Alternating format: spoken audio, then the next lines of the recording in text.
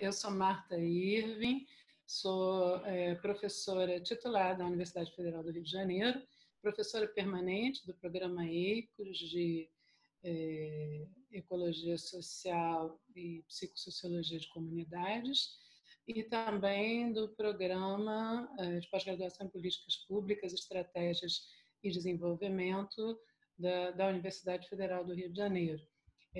No momento, eu integro também o Colégio Brasileiro de Altos Estudos, onde eu coordeno a Cátedra de Meio Ambiente, né? E eu agora vou estar resumindo para vocês mais ou menos o trabalho que nós desenvolvemos em pesquisa, nos nossos grupos de pesquisa, como também o conteúdo, os objetivos, a metodologia do nosso tipo de trabalho. Na verdade, nós temos a origem de todo o nosso debate na ecologia social e na ecologia política, né? A ecologia social e a ecologia política são dois campos, na verdade, que buscam desenvolver uma leitura crítica do processo de desenvolvimento pela perspectiva psicossocial, né?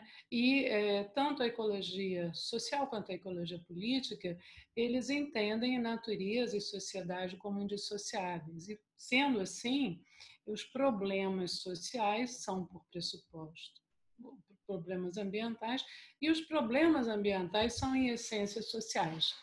O que significa isso na prática? Significa que, para se pensar o desenvolvimento em novas bases, para se pensar o desenvolvimento e a construção de sociedades sustentáveis, o primeiro grande desafio é interromper o equívoco histórico de uma cisão sociedade-natureza que caracterizou todo o processo de desenvolvimento da sociedade contemporânea a partir da Revolução Industrial, quando, na verdade, se passou a acreditar na dominação humana sobre a natureza e esse distanciamento, essa cisão, passou a orientar os processos de desenvolvimento que, então, traduziam natureza como insumo, natureza como recurso e natureza como um problema, um obstáculo ao desenvolvimento, né? Na verdade, a ecologia política e a ecologia social buscam a reconexão entre natureza e sociedade, entendendo que esses são indissociáveis, né? E que, sendo assim, as sociedades, para buscar novos caminhos, precisariam, segundo Morin, buscar a reconexão com a natureza e buscar a reconexão com a própria humanidade, né? Nós somos muito inspirados pelo paradigma da complexidade do Morin e pelas discussões todas trazidas pelo Moscovici na ecologia social, que, na verdade, nos dizem o seguinte, né? O mundo enfrenta um contexto de policrises, a crise ambiental é apenas uma delas, a crise ecológica é uma das facetas dessa crise contemporânea, e nós estamos vendo isso nesse momento de pandemia do coronavírus, né? E, na verdade, nós vivemos num planeta, né? Num planeta em que tudo está integrado a tudo, né?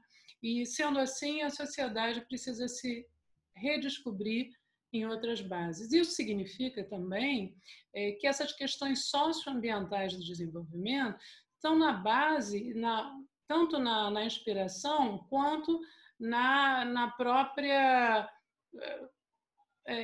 próprio desdobramento dos movimentos sociais, né?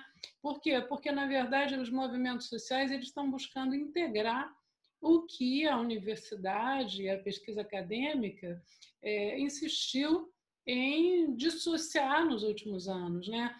A ecologia política, a ecologia social, elas trazem uma discussão muito crítica do modo de produção de conhecimento na contemporaneidade, né?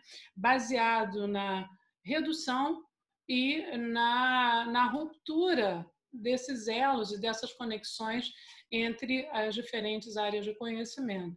Assim, os os nossos grupos de pesquisa partem do paradigma da complexidade, da indissociabilidade entre natureza, sociedade e cultura, para pensar questões mais aplicadas de pesquisa, que nos últimos anos também têm nos inspirado a caminhar muito na direção aplicada de políticas públicas, né? O que a gente entende no nosso grupo de pesquisa é que o nosso conhecimento, o conhecimento que a gente está gerando, ele parte de uma premissa interdisciplinar, né? De construção de pontes e diálogos entre as várias disciplinas e também de pontes e diálogos entre o conhecimento acadêmico e os outros saberes e fazeres que, na verdade, orientam a própria construção da sociedade. Essa conexão com o que está acontecendo na realidade e na sociedade também nos faz retroalimentar os próprios objetos e questões de pesquisa.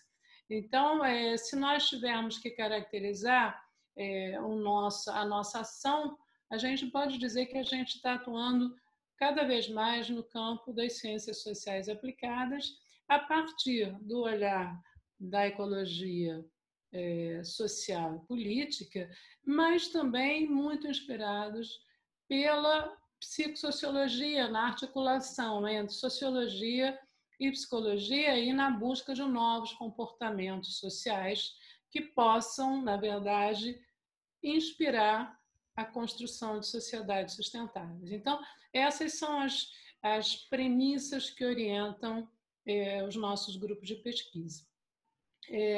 Os nossos grupos de pesquisa, eles foram criados há muitos anos. O primeiro deles, o que virou quase que uma grife para a nossa equipe, foi o GAPIS, que foi iniciado em 2005 e originalmente ele se intitulava Governança, Áreas Protegidas e Inclusão Social, porque todo o debate sobre as áreas protegidas, sobre conservação da biodiversidade, implicavam cada vez mais essa reconexão entre sociedade e natureza, porque não se poderia proteger o que a própria sociedade não entendia como parte de sua própria vida, né?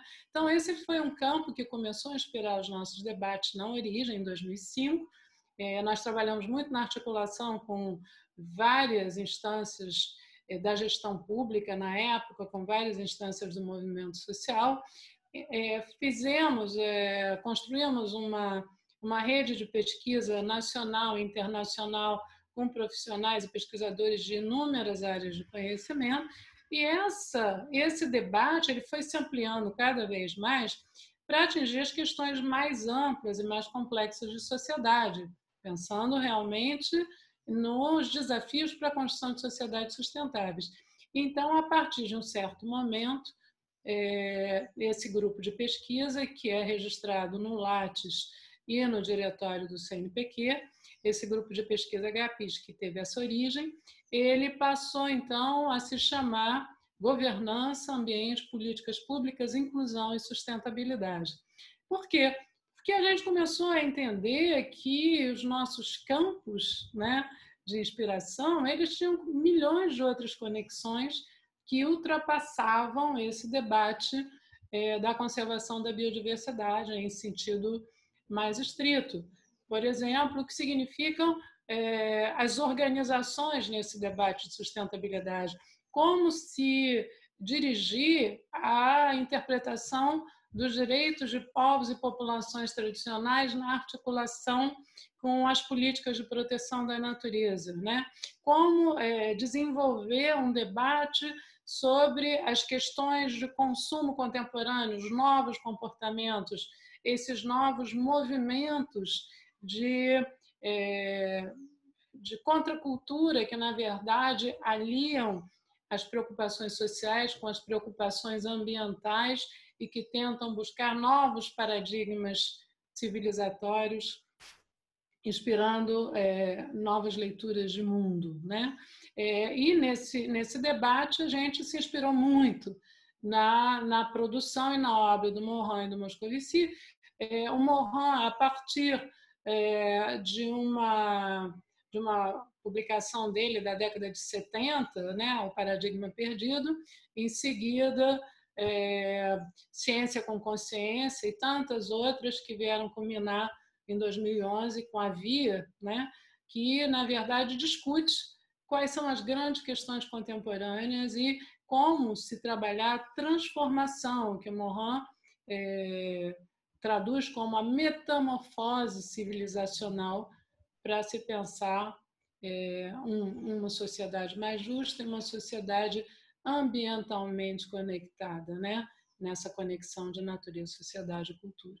Então, o GAPIS hoje ele trabalha com inúmeros temas de interface, na verdade, são os temas que nos procuram e nós tentamos lidar com eles de uma maneira bastante aberta na construção de uma ciência que é uma ciência de pontes e de diálogos, né?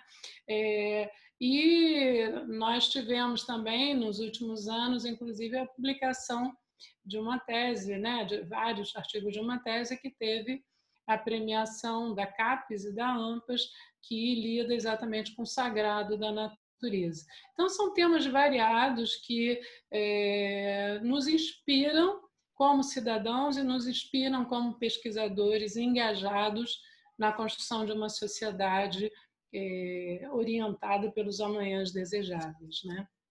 E, como desdobramento do GAPIS, há muitos anos, desde do final da década de 90, nós temos sido muito procurados pelos profissionais que trabalham com turismo, que trabalham com lazer, que trabalham com todos esses temas e que, na verdade, tinham pouquíssimas opções de pós-graduação no Rio de Janeiro, e inclusive no Brasil, essas pós-graduações são muito recentes.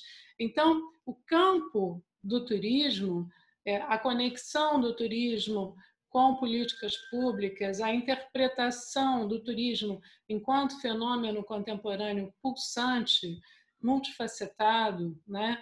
E com inúmeras interfaces geopolíticas, econômicas, sociais, comportamentais, essa demanda também começou a nos orientar para diversas pesquisas, o que nos fez também criar um novo grupo de pesquisa que nós intitulamos Núcleo Sinergia, Subjetividades, Turismo, Natureza e Cultura. Esse grupo de pesquisa, então, ele na sua intencionalidade, busca abordar o turismo enquanto fenômeno, né? Enquanto fenômeno também na relação entre natureza e cultura, enquanto fenômeno também na relação entre o individual e o coletivo, também na perspectiva de transformação social, né? E numa leitura crítica de um fenômeno que até recentemente era tratado apenas como atividade econômica numa leitura de mercado. Então, esses são os dois grupos que nos inspiram, que nos trazem debates assim, extremamente ricos no dia a dia e, como temas complexos, interdisciplinares de pesquisa, na verdade, nós, no plano metodológico, nós também trabalhamos com um mix metodológico, se podemos dizer assim, em que a base metodológica de interpretação ela vai se construir a partir do próprio objeto, né? Então, nós trabalhamos predominantemente com pesquisa qualitativa, em alguns casos com pesquisa quali-quant, mas uma pesquisa que muitas vezes envolve etnografia, que muitas vezes envolve a questão da pesquisa empírica em estudos de caso, em algumas situações uma pesquisa que envolve, por exemplo, na etnografia, em outros pesquisas envolvendo mergulhos e abordagens e entrevistas com os próprios sujeitos sociais em campo, tendo em vista essa diversidade de atores que nos são caros em termos de interpretação da realidade. Então, na verdade, a gente pode dizer, em resumo, que a gente trabalha com uma orientação basicamente qualitativa e que, na verdade, esse cardápio metodológico é construído a partir da complexidade do objeto e em função das ferramentas metodológicas que a gente dispõe em várias áreas de conhecimento, né? Do ponto de vista das teses, das publicações e nos grupos de pesquisa, todo esse material está disponibilizado tanto no site do EICOS quanto no academia.edu, e eu convido vocês a conhecerem um pouco mais dos trabalhos que a gente desenvolve.